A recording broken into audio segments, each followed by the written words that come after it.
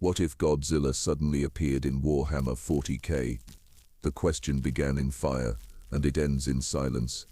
Across the galaxy, 1,000 worlds bear the scars of his passing, cities reduced to ash, continents broken by the sweep of his tail, void ships shattered in orbit. Yet for all the devastation, none can claim victory. Neither the Imperium's titans, nor the Orks' endless warag, nor the Tyranids' hunger, nor even the dark majesty of the warp. Godzilla walks still, undying, unbroken, his silhouette forever etched in the smoke of ruined skies. To the Imperium, he has become a myth. On Terra, scribes scratch fearful names into the archives, beast incarnate, the eternal exterminatus. For every world where exterminatus is declared, the administratum now whispers of one world more, destroyed not by holy fire, but by the tread of this beast. In the Inquisition there is no consensus. Some cry for his annihilation, others fear he cannot be killed at all. A few, the heretics, dare to wonder if he is a weapon sent by the Emperor himself, a test the Imperium is failing. Among the Orks, there is no fear, only reverence. His battles against their gargants, his defiance of their war bosses, have marked him as the ultimate fight. In their crude but fervent faith, many now believe he is Gork and Mork made flesh, or perhaps a third god, born to stomp and smash forever. They gather in mobs, wues, woe, banners raised to the smoke-filled heavens, always chasing him, always eager for another round of the greatest fight. The Tyranids hunger still. The hive mind remembers his flesh, his fire, his roar. Every bioform lost was a lesson learned, every defeat a harvest deferred. Even now in the cold gulfs between galaxies, new adaptations coil in their birthing vats, shadows shaped by his essence, monsters bred in his image. They will return, they will always return. And in the warp, the whispers do not fade. Khorne, Nurgle, Singe, and Slaanesh hunger ceaselessly, circling him like carrion around a wounded god. They cannot claim him, but they will never stop trying. For every act of destruction, Khorne exults. For every wound endured, Nurgle covets. For every impossible survival, Singe schemes. For every excess of ruin, Slaanesh sighs with delight. He is incorruptible, but in that incorruptibility lies his doom. Chaos will never forget him. Thus the Monster King is woven into the tapestry of the 41st millennium, not as a conqueror, nor as a savior, but as a constant, a force of nature in a universe that knows only war. He cannot change its fate, he cannot end its suffering, he can only roar against it, forever. On one ruined world, blackened by fire and still crawling with the dead, he raises his head to the stars. His roar rolls across the heavens, a sound so vast it is heard on ships light years away, so deep it shakes the souls of psychers who collapse screaming, so heavy it ripples even into the immaterium. It is not a cry of triumph, nor a cry of despair. It is simply a statement of being, I am here. The galaxy answers in silence, for in the 41st millennium there is no victory, no salvation, no peace. There is only war, and now there is also Godzilla. He does not end the galaxy. He does not rule it. He does not change its path.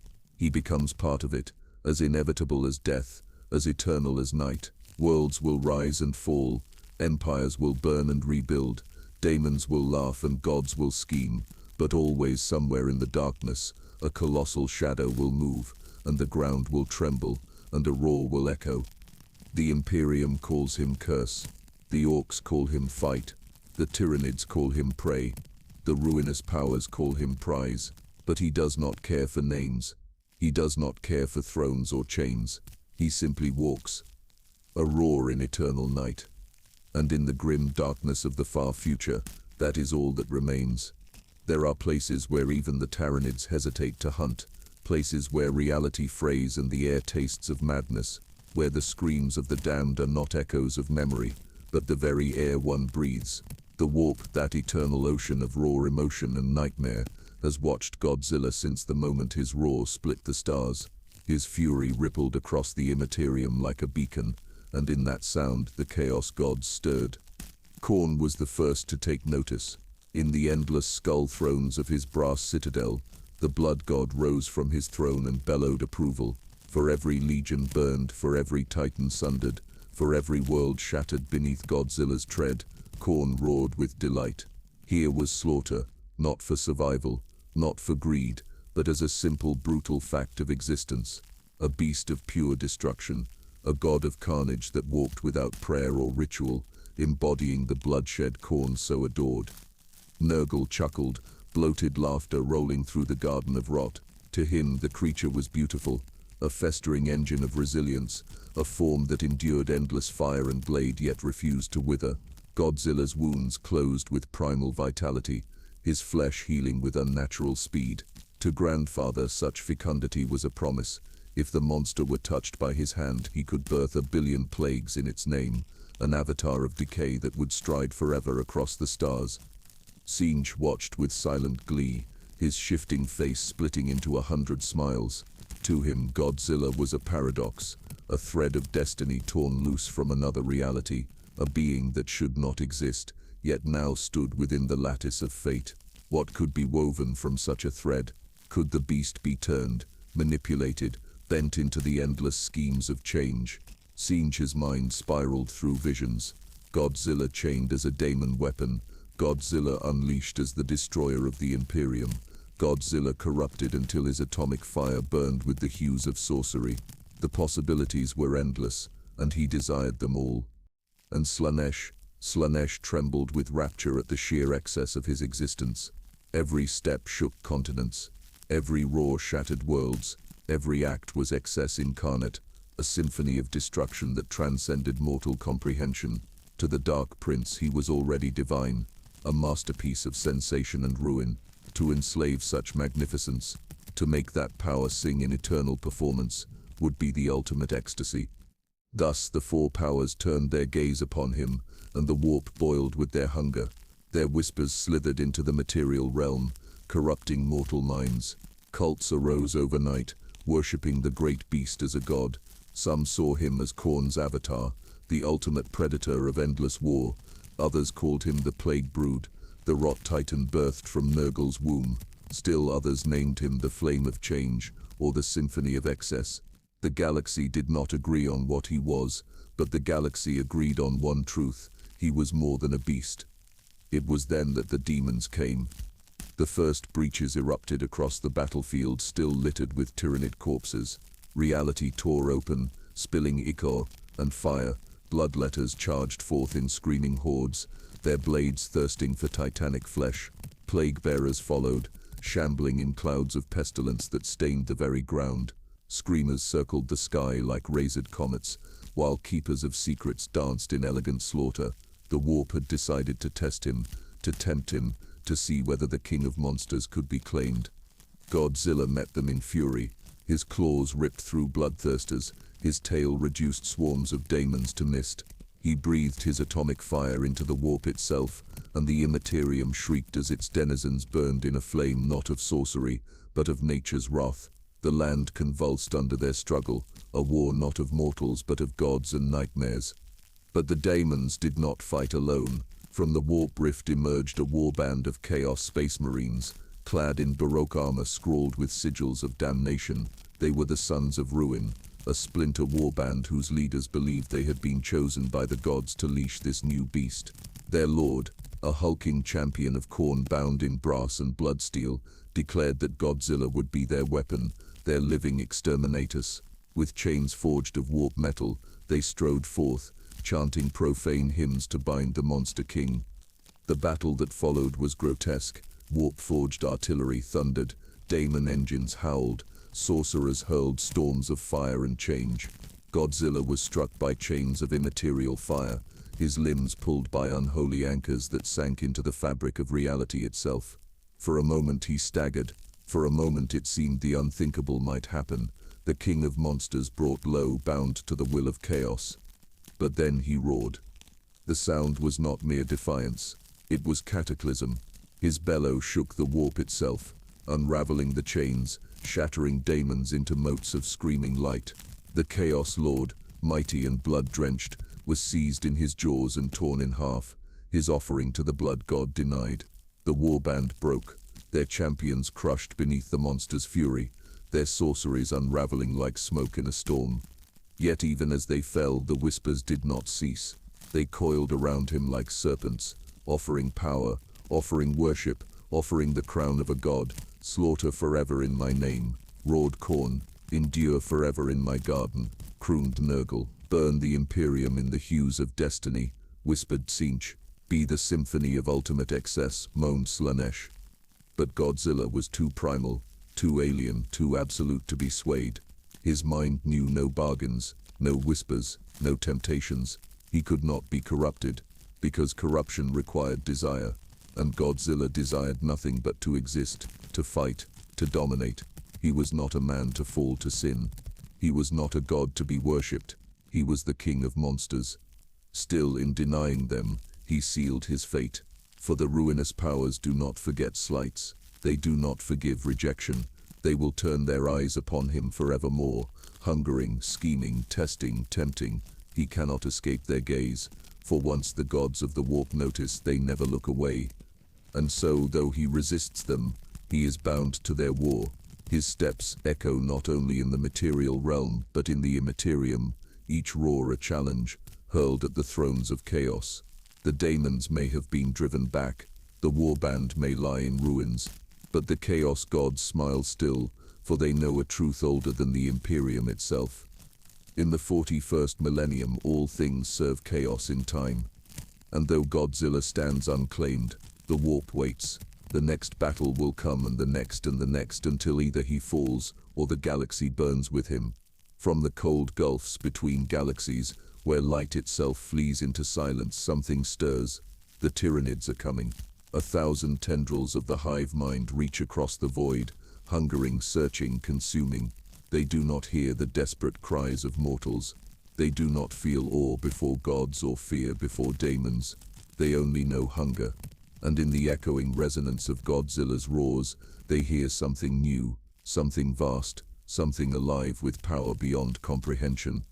The first hive fleet that brushes against him does not understand what it faces. Its vanguard organisms descend upon the scarred planet where Godzilla now stalks, drawn by the endless biomass of the Orks and the ashes of the Imperium's fallen armies. To the hive mind, this world is a banquet table, its prey already softened and broken, yet amid the feast, they sense him. The first mycetic spores fall like burning meteors, rupturing the ground in waves of chitin and claws. Termagants pour out in rivers, their living guns shrieking as they spit bioplasma. Hormagaunts leap like a tide of razors, bounding across the battlefield with slavering hunger. Behind them come the carnifexes, monstrous juggernauts of horn and bone, their roars shaking the land. Godzilla rises to meet them. At first he moves with slow disdain, as though these new predators are beneath him. His tail sweeps, smashing swathes of gaunts into paste. His claws rend through Carnifex armor, tossing corpses into the sky. Atomic breath sears through the swarm, leaving burning craters filled with charred husks.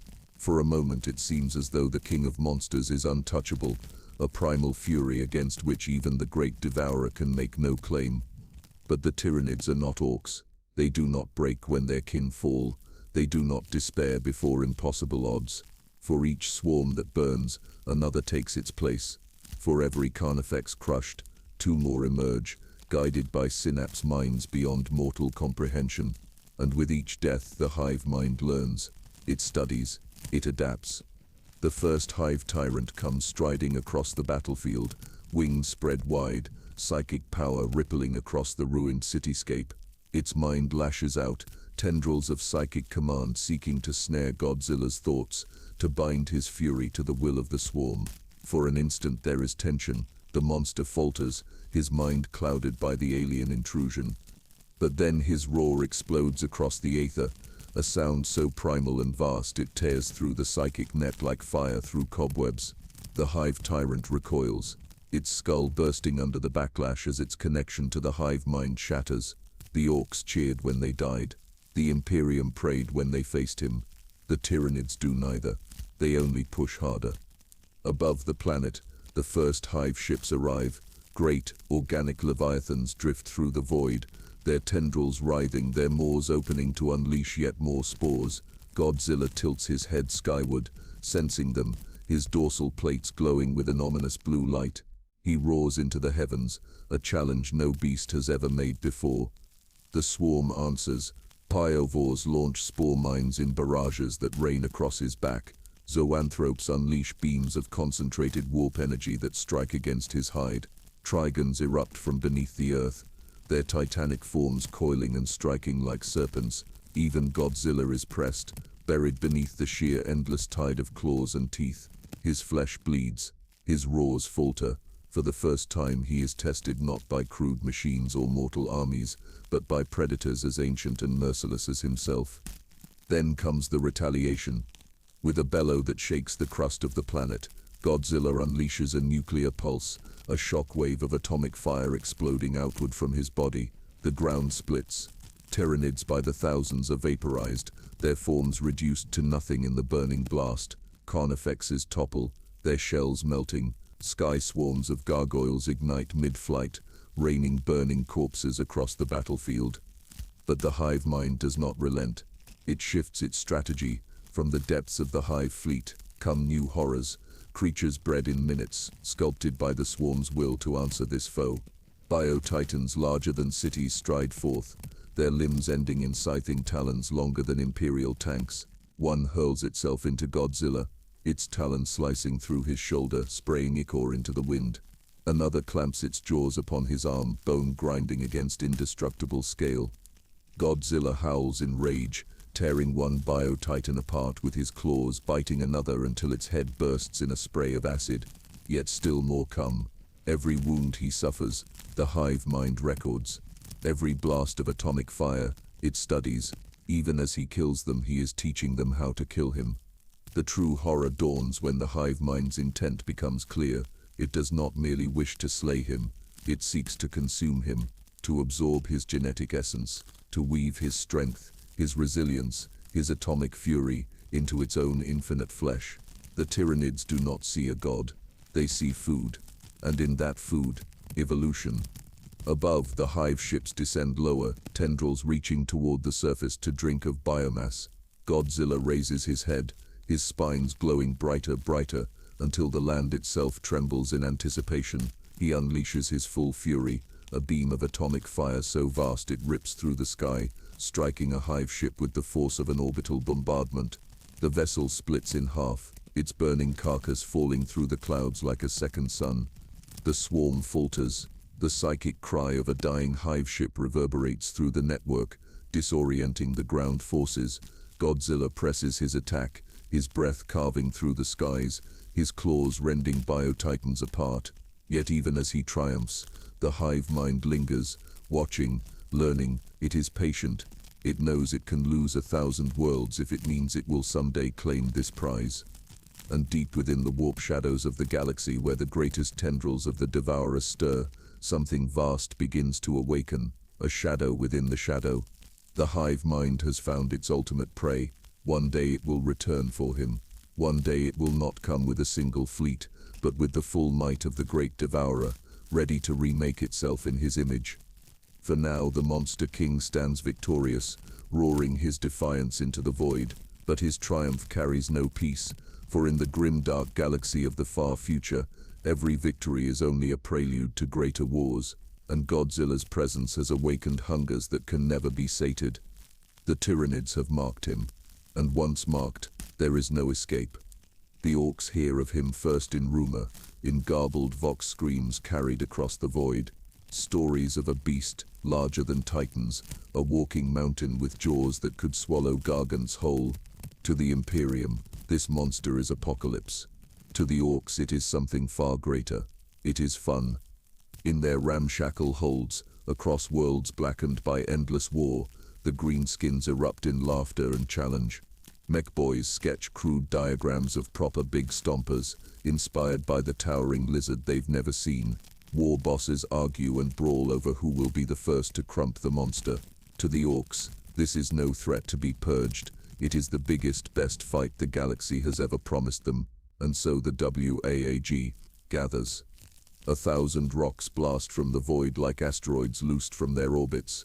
Hulking cruisers bristle with stolen weapons and jagged armor plates, their holds swarm with boys chanting and stomping. each eager to claim glory against the monster. At the head of it all rises Warboss Gorak Skullsplitter, a brute so vast his shadow swallows his knobs whole. His voice bellows across the fleet. Dira sets a beast out, Dira's biggin, all da stompas we ever built. Dis one sets mine boys. We cuz gonna crump fine good and sit den, we cuz strap guns on sit bim, and sit make sit bim den, biggest orky stompas what ever lived. The orcs descend like a storm. Their rocks tear through void and atmosphere, slamming into the scarred planet where Godzilla still prowls among the ruins of the Imperium's defeat. The ground splits as the orcs emerge, rivers of green flesh, crude weapons and bellowing war cries spilling across the land. For a moment, the beast ignores them. He feeds on the molten core energy of the world, his dorsal plates pulsing with alien heat. But when the first of the orcs open fire, rockets streaking, shooters blazing, death dread stomping, the king of monsters turns. His eyes blaze. His roar shakes the stars. The battlefield becomes madness.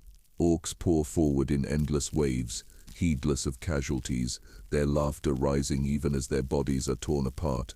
Rockets streak upward, striking his hide in deafening blasts. Trucks ram into his legs, exploding in mushroom clouds of fire. Death copters circle him like vultures, dropping crude bombs that pepper his flesh. Godzilla retaliates.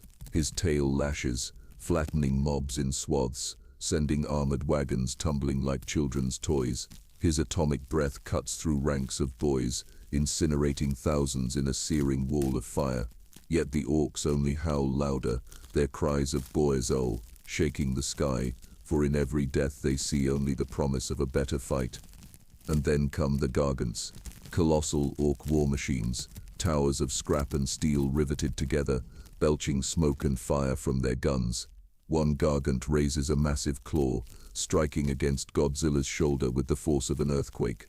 Another unleashes a salvo of belly cannons, their shells detonating across his scales in blooms of flame.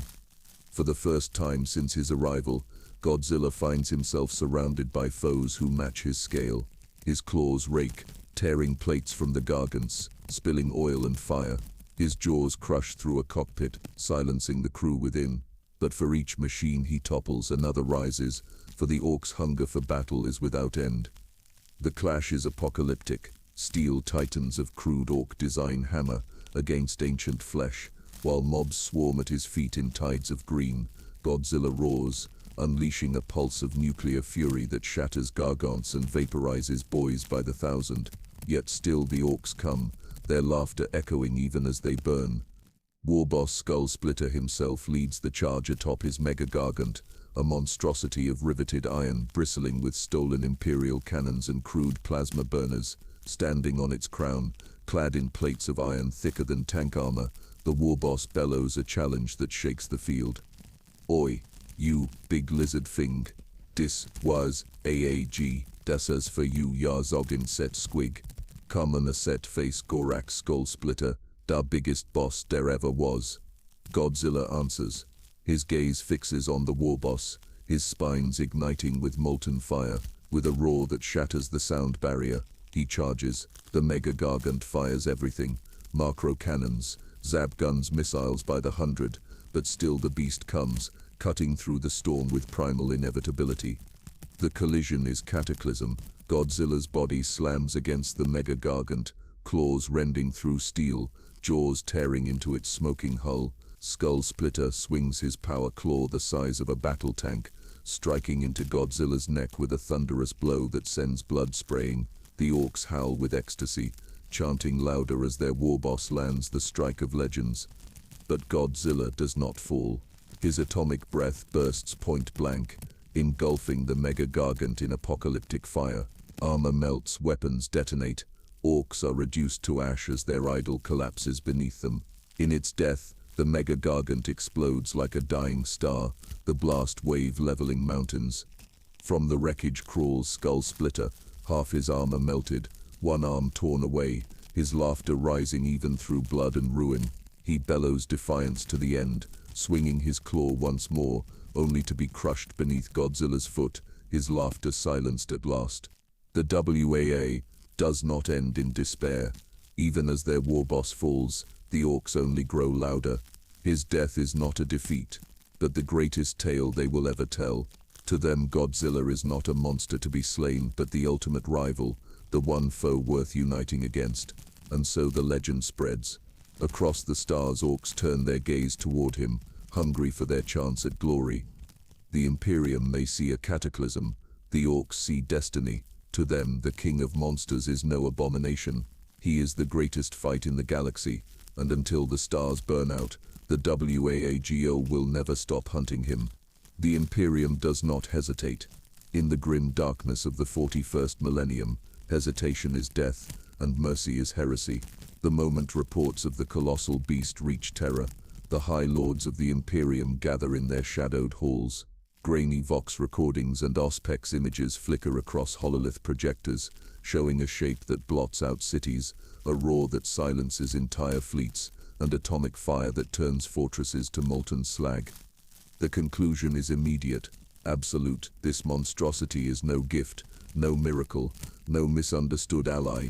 It is a xenos abomination of unparalleled scale, a threat that could destabilize entire sectors. The verdict is simple: exterminatus in flesh.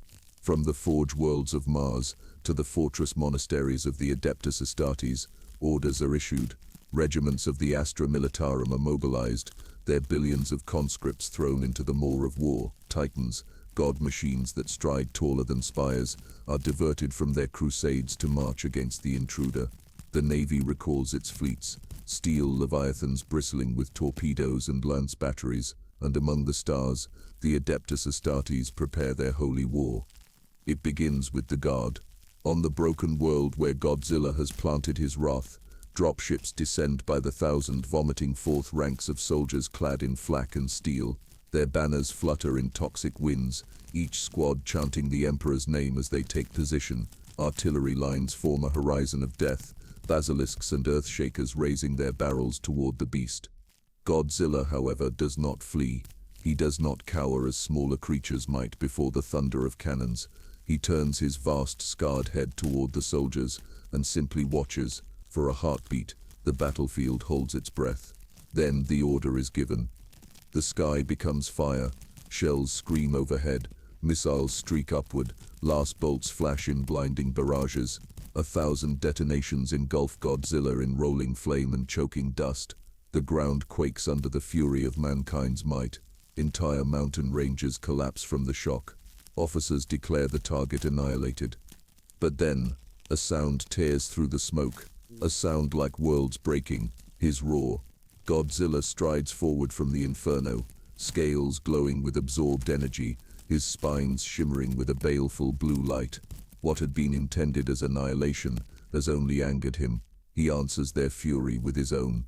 His atomic breath erupts, a lance of blinding azure fire that cuts through trenches and armor like parchment. Hundreds of guardsmen are reduced to ash in an instant. Dozens of tanks melt into pools of glowing slag. Basilisks detonate, their munitions igniting in chain reactions that engulf entire artillery lines. The proud formation of the Guard becomes a screaming rout, their discipline collapsing in the face of an enemy that cannot be felled. And yet the Imperium is unyielding. Titans arrive, towering god engines striding forth on colossal legs, weapons bristling from their cathedral-like hulls. Their shadows stretch across the battlefield, immense even compared to the Monster King, a warlord titan. Its crew chanting hymns unleashes a barrage from its plasma annihilator. Sun-hot fury cascades across Godzilla's flank, tearing through hide and muscle in gouts of scorched flesh. For the first time, the beast staggers. The battlefield erupts into cheers, but victory is fleeting. Godzilla recovers, his eyes burning with fury, and in answer he charges. Each footfall shakes the earth like a quake. He collides with the Titan in a cataclysm of primal fury against machine divinity. His claws rend adamantine, his jaws crush steel beams thicker than city walls. The Titan fires again, its weapons carving molten scars into his flesh, but Godzilla does not fall. With a roar, his atomic breath bursts forth at point-blank range, shearing through the Titan's carapace, igniting its reactor. The warlord dies screaming, its collapse leveling entire regiments beneath its ruin. Still the battle rages. Warhounds dart at his flanks, pouring fire into him. Baneblades hammer his hide. Valkyries swarm like insects, their missiles cracking against his scales. For every wound they carve, he returns devastation tenfold. The battlefield becomes a graveyard of twisted steel and broken bodies, rivers of molten metal flowing where once armies stood. And then from the heavens salvation descends, or so the Imperium believes. Drop pods crash like meteors, exploding open in thunderous release. From their steel wombs emerge the Adeptus Astartes, angels of death clad in ceramite, bolters roaring as they charge into the storm. Their prayers are iron, their courage unyielding. They come not as soldiers, but as the Emperor's wrath incarnate. Their assault is ferocious. Squads leap upon the beast, their chain blades hacking, their melter charges detonating against his scales. One captain, a hero whose name will never be remembered, drives his power sword deep into the beast's flank, piercing muscle and bone. For the first time since his arrival, Godzilla bleeds. His roar splits the sky, a sound of agony and rage interwoven. But no wound can stop him. With a sweep of his claws, entire squads are crushed like insects. Bolters shatter, armor rends, and the angels of death are cast down. The captain who pierced him is seized in his jaws, crushed and hurled aside like broken prey. The battle is apocalyptic. Astartes fight with the fury of demigods, their bolters booming, their war cries defiant. Yet for all their valor they are but men before a god. Their numbers dwindle, their brothers fall. Still they chant, still they strike, still they bleed for the Emperor's name. At last, the order is given. Orbital bombardment. Ships in high orbit redirect their guns, saturating the battlefield with lance strikes and torpedo detonations. Even their Astartes are sacrificed, consumed in fire, for in the Imperium there is no cost too high to end the threat. The planet itself screams. Oceans boil, continents fracture, the skies burn crimson. But when the firestorms fade, when the smoke clears, when the surviving soldiers stagger from the ruins, they see him. Godzilla stands, charred, scarred, his body lacerated by wounds that would slay entire armies. And yet he endures. His chest heaves, his spines ignite once more. The Emperor's armies fall silent, their faith tested, as the beast roars again louder than before. From the shadows the Inquisition watches. Reports are filed, sealed, and whispered into hidden vaults. Some call him a herald of chaos. Others claim he is a test of the Emperor's will. A few, their eyes wide with dread, wonder if he is neither foe nor ally, but something worse, something new. The Imperium has thrown its might against him and failed. But even as the ash settles, other powers of the galaxy stir. Green-skinned hordes laugh at tales of the biggest beast there has ever been. The hive mind hungers at the thought of such biomass, and within the warp the laughter of daemons grows louder. The Imperium's strike has not ended the threat. It has only awakened the galaxy to a greater nightmare. What if Godzilla suddenly appeared in Warhammer 40K? A question so vast, so unthinkable, that even the galaxy itself seems to recoil at the thought. For within the endless night of the 41st millennium, where there is only war and despair, a new terror awakens. Born not of the warp, nor crafted by the dark sciences of the Adeptus Mechanicus, nor spat forth by the hunger of the Tyranids. This creature comes from beyond the veil of realities. He comes as a shadow of primal fury, an ancient titan of atomic fire. It begins with silence.